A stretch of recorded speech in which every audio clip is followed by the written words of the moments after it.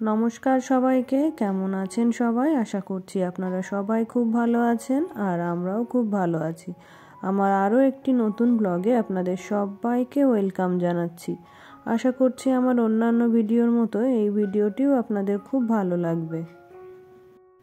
আর এই তো এখন সকাল 6টা মতো বাজে আর আমি সকালে রান্না বান্না করার জন্য রান্নাঘরে চলে এসেছি।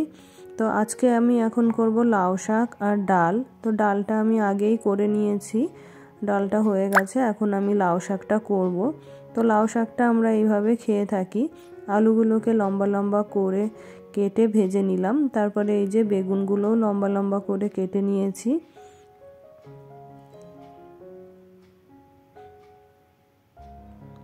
আর আলু বেগুন ভাজা হয়ে গেলে এগুলোকে তুলে নেব। তারপরে কড়াইয়ে আর একটু তেল দিয়ে দেব কালো জিরে ফোড়ন আর কিছু রসুন গ্রেট করে রেখেছি, সেই রসুনটাও এখন এর মধ্যে দিয়ে দিলাম। আর বেশি লঙ্কা খাই না আমরা, তো 2-3টে কাঁচা লঙ্কা দিলাম। আর এখন যে ভাপিয়ে রাখা লাউ শাকটা ছিল সেটা এর মধ্যে দিয়ে ভালো করে মিশিয়ে নেব।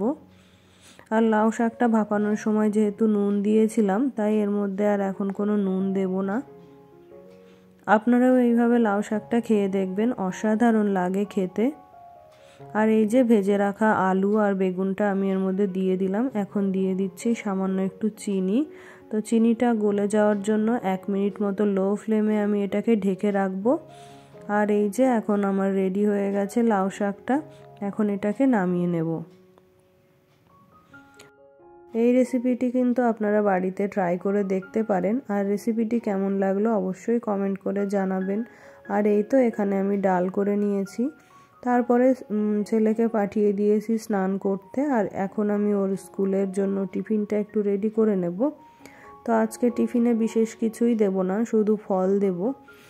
ও বাড়িতে সেরকম ফল খেতে চায় না, তো স্কুলে দিলে কি হয়, ও মানে টিচারদের ভয়ে ফলগুলো খেয়ে নেয় আর কি, খেয়ে ফেলে।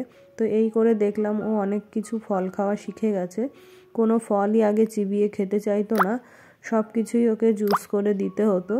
তো এখন স্কুলের টিফিন বক্সে ফল দেওয়াতে ও দেখছি সমস্ত কিছুই খেয়ে আসে আর কি, কিছুই থাকে না।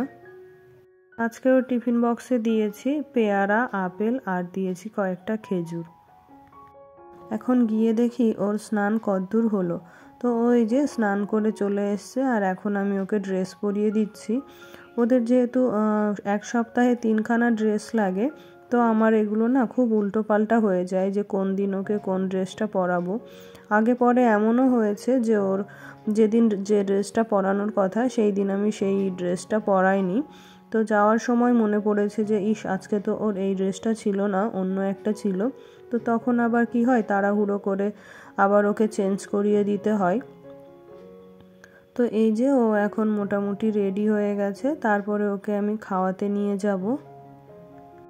যেহেতু এখন ক্লাস 1-এ উঠেছে আর ওর একটু দেরি করেই ছুটি হয়, কারণ আগে যেখানে ওর 2টোর সময় ছুটি হয়ে যেত, এখন সেখানে 4টেই ছুটি হয়।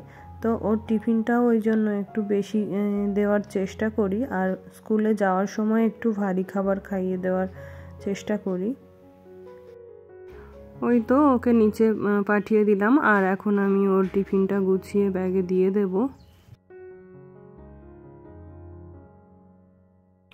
ওর খাওয়া দাওয়া হয়ে গেল, এখন মা ওকে গাড়িতে তুলে দিতে যাবেন। আর ওর 4টেতে ছুটি হয়ে ভালোই হয়েছে, কারণ বাড়িতে আমি একটু বেশি সময় পাই, সমস্ত কাজ ঠিক টাইমে গুছিয়ে নিতে পারি। তারপরে ও এলে আবার ওকে নিয়ে ব্যস্ত হয়ে পড়ি। তারপরে এই যে আমি সকালের ব্রেকফাস্ট নিয়ে নিয়েছি আমার জন্য। তো ব্রেকফাস্ট খেয়ে আবার বাবা বাজার থেকে এসছে, তাহলে দেখব বাবা কি এনেছে আজকে বাজার থেকে। আজকে কিন্তু মাছের ব্যাগের মধ্যে একটা প্যাকেট নয়, 4খানা প্যাকেট রয়েছে। তার মানে বোঝাই যাচ্ছে যে আজকে 4 রকমের মাছ আনা হয়েছে, আবার মাংসও হতে পারে।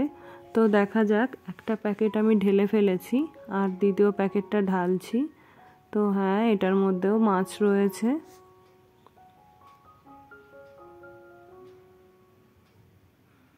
তারপরে এই নিলাম আর একটা প্যাকেট, এটার মধ্যেও বুঝতে পারলাম যে মাছ রয়েছে। তো আগে যে মাছটা ঢাললাম ওটা হচ্ছে আর মাছ, আর এটা হচ্ছে ভোলা মাছ, আর ফার্স্ট এডটা তো কাতলা মাছ, ওটা তো বোঝাই গেছে। আর এই প্যাকেটটার মধ্যে আমার যতদূর সম্ভব মনে হচ্ছে এটা শঙ্কর মাছের তেল হতে পারে। তো হ্যাঁ, ঠিকই আন্দাজ করেছি, এটা হলো শঙ্কর মাছের তেল। তো এই শঙ্কর মাছের তেল দিয়ে বড়া খেতে কিন্তু খুবই ভালো লাগে। আমরা এই তেলটা দিয়ে বড়াই খেয়ে থাকি। আর এখন মাছগুলো ভালো করে ধুয়ে নেব। তো সব মাছ তো একসঙ্গে করব না, আজকে কিছু করব, কালকে কিছু করব, এভাবে করে হয়ে যাবে। আর এই যে শাশুড়ি মা আমাকে বলছেন যে এগুলো ট্যাংরা মাছ, কিন্তু আমি বলছি না এটা আড় মাছ। তারপরে মা বলছে না এটা বড় ট্যাংরা। এই বলে আমি বলছি ঠিক আছে তাহলে এটা ট্যাংরা মাছ। তারপরে যখন রান্না করে দিয়েছি, খাওয়ার সময় মা বলছে কি যে না এটা আড় মাছই ছিল। আমাদের বাড়িতে সব রকম মাছই ধোয়ার সময় নুন ব্যবহার করা হয়।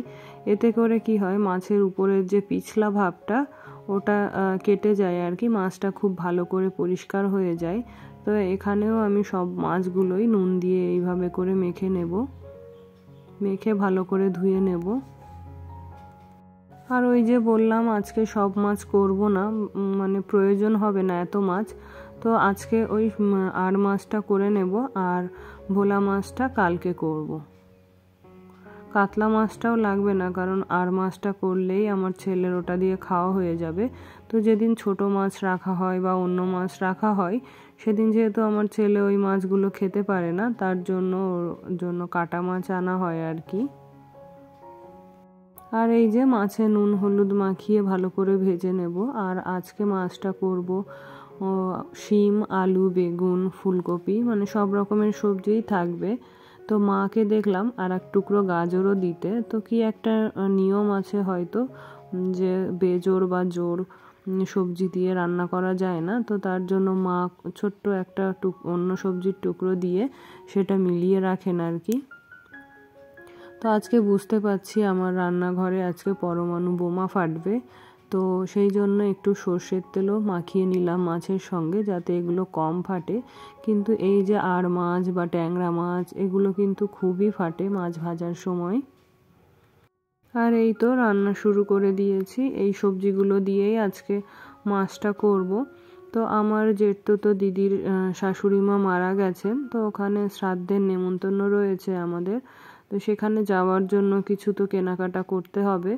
তো আমার শ্বশুর মশাই বলছিলেন কি আজকে ওই শপিংটা সেরে ফেলতে। তো আমি বললাম কি এই বেলায় তো আমার রান্না বান্না থাকবে, এ বেলায় হবে না, তো বিকালবেলা বা সন্ধ্যার দিকে গিয়ে কিনে নিয়ে আসবো। তো সেই বাজারে যাওয়ার কথাও রয়েছে। আর ওই তো রান্না প্রায় শেষের দিকে, আর রান্নাটা যতক্ষণে হবে ততক্ষণে আমি রান্নাঘরটাও গুছিয়ে নেব। আমি এরকম করেই করে থাকি, একটা কাজ হতে হতে আর একটা কাজও করে ফেলি, এতে করে অনেক সময় বেঁচে যায় আমার। আর এই তো মাছের ঝোলের মধ্যে মাছটা দিয়ে দিলাম, এরপরে মাছটা ফুটে এলেই তরকারিটা হয়ে যাবে। তারপরে ওই যে বললাম যে বিকালবেলা শপিংয়ে যাওয়ার কথা ছিল, কিন্তু বাবা বলছেন কি এখনই ওনার সময় রয়েছে, উনি এখন ফ্রি রয়েছেন, তো এখনই যেতে। এদিকে কিন্তু আমার ঘরের কাজ কোনো কিছুই হয়নি, শুধুমাত্র রান্নাটা হয়েছে।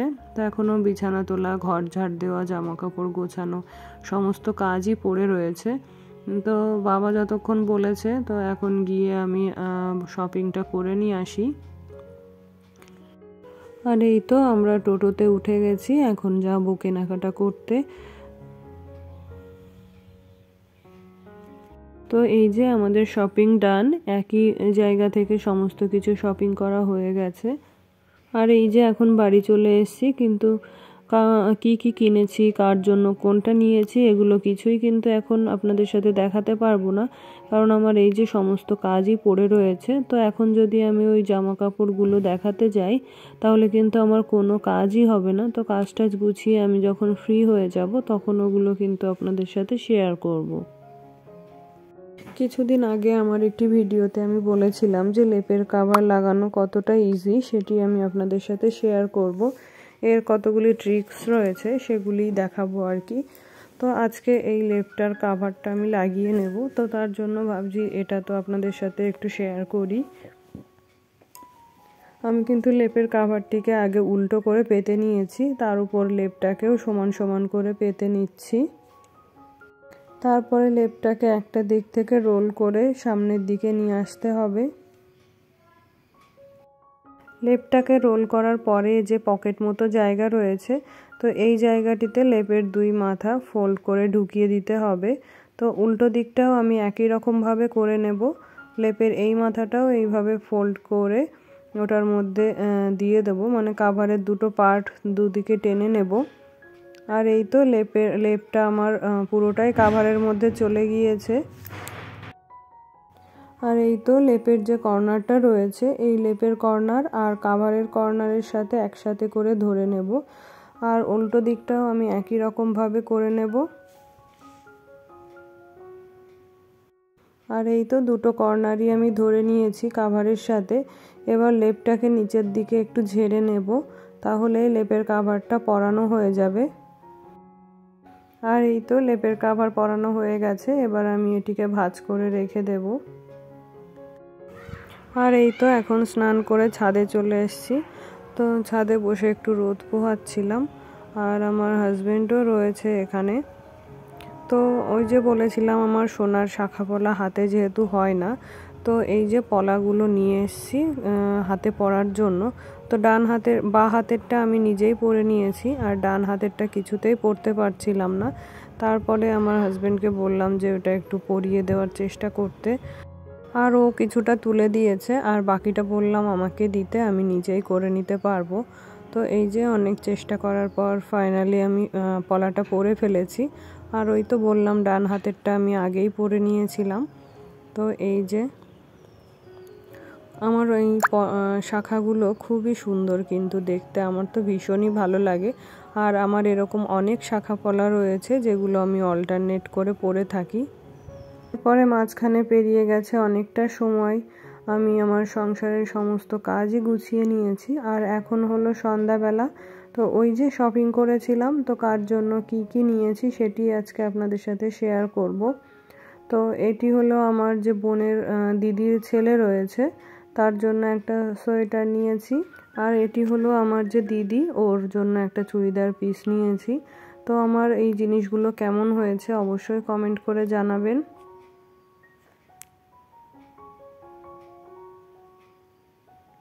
আর দিদির হাজবেন্ড জামাইবাবু, ওনার জন্য এই রেমন্ডের একটা কম্বো নিয়ে আসা হয়েছে। আর দিদির যিনি শ্বশুর মশাই, আমাদের মেসো মশাই, ওনার জন্য এই পাঞ্জাবি পাজামাটা নেওয়া হয়েছে। তো আমার কেনাকাটাগুলো কেমন হয়েছে অবশ্যই আপনারা কমেন্ট করে জানাবেন। আর আমার ভিডিওটি যদি আপনাদের ভালো লেগে থাকে একটি লাইক করে দেবেন। আর যদি আমার চ্যানেলে নতুন হয়ে থাকেন তাহলে প্লিজ আমার চ্যানেলটিকে সাবস্ক্রাইব করে আমার পাশে থাকবেন। আজকে তবে এই পর্যন্তই, ধন্যবাদ।